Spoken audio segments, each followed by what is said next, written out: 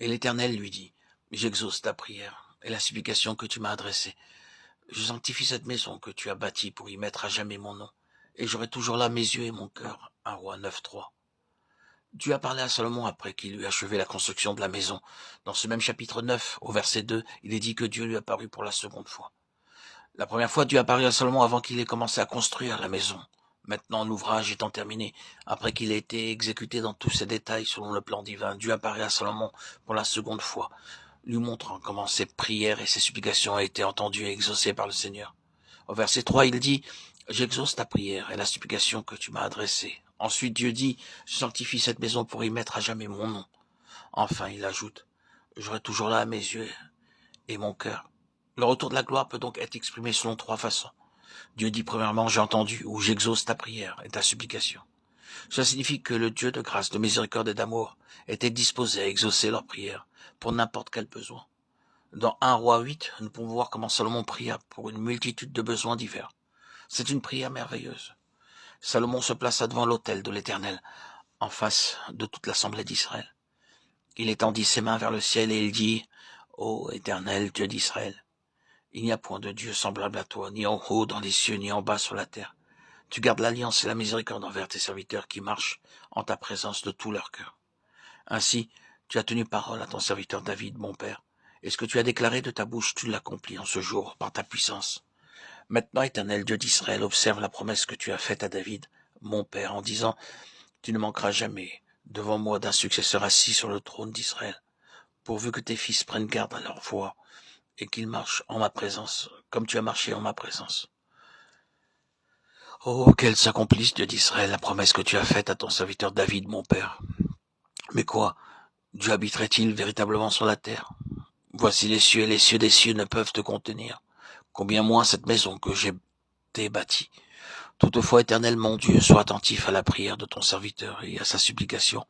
Écoute le cri et la prière que t'adresse aujourd'hui ton serviteur.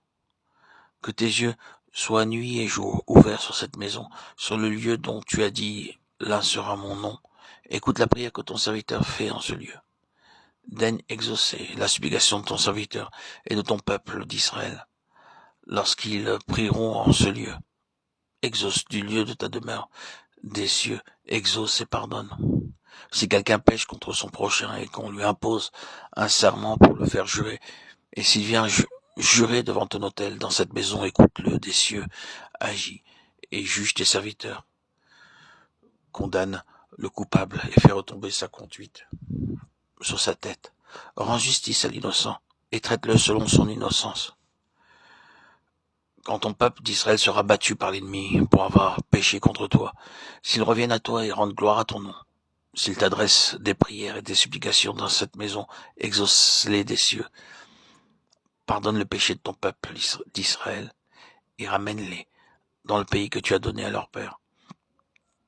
Quand le ciel sera fermé et qu'il n'y aura point de pluie, à cause de leur péché contre toi, s'ils prient dans ce lieu et rendent gloire à ton nom, et s'ils se détournent de leur péché, parce que tu les auras châtiés, exauce-les des cieux, pardonne le péché de tes serviteurs et de ton peuple d'Israël, à qui tu enseigneras la bonne voie dans laquelle ils doivent marcher, et fais venir la pluie sur la terre que tu as donnée en héritage à ton peuple.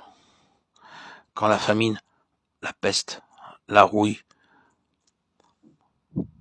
la nielle, les sauterelles d'une espèce ou d'une autre seront dans le pays, quand l'ennemi assiégera ton peuple dans son pays, dans ses portes, quand il y aura des fléaux, des maladies quelconques, si tout ton peuple d'Israël fait entendre des prières et des supplications et que chacun reconnaisse la plaie de son cœur et étende les mains vers cette maison, exauce-le des cieux, du lieu de ta demeure, et pardonne.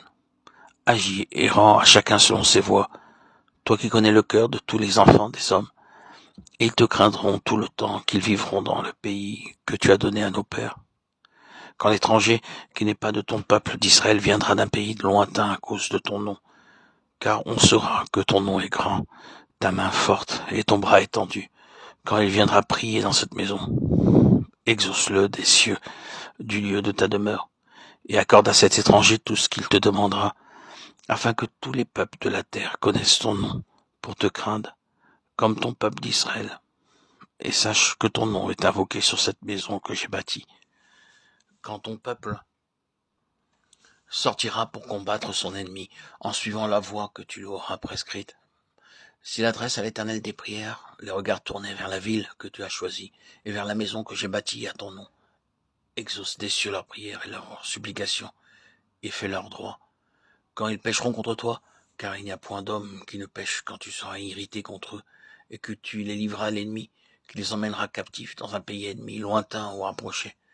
S'ils rentrent en eux-mêmes dans le pays où ils seront captifs, s'ils reviennent à toi et t'adressent des supplications dans le pays de ceux qui les ont emmenés, et qu'ils disent, nous avons péché, nous avons commis des iniquités, nous avons fait le mal. S'ils reviennent à toi de tout leur cœur et de toute leur âme dans le pays de leur ennemi, qui les ont emmenés captifs, s'ils t'adressent des prières, les regards tournés vers leur pays que tu as donné à leur père, vers la ville que tu as choisie et vers la maison que j'ai bâtie à ton nom, exauce des cieux du lieu de ta demeure leurs prières et leurs supplications, et fais leur droit. Pardonne à ton peuple ses péchés et toutes ses transgressions contre toi. Excite la compassion de ceux qui les retiennent captifs, afin qu'ils aient pitié d'eux, car ils sont ton peuple et ton héritage.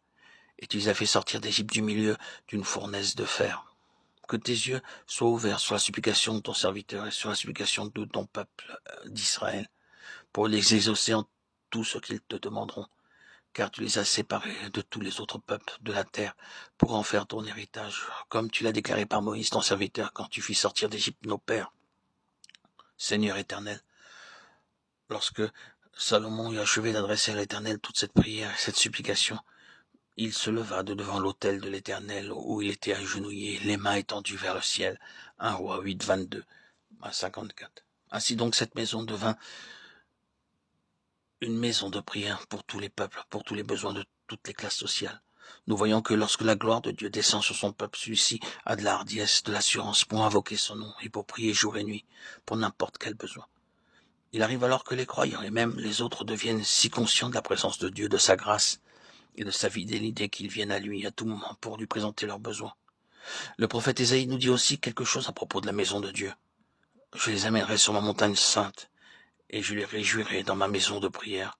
Leurs holocaustes et leurs sacrifices seront agréés sur mon autel, car ma maison sera appelée une maison de prière pour tous les peuples. Ésaïe 56, 7.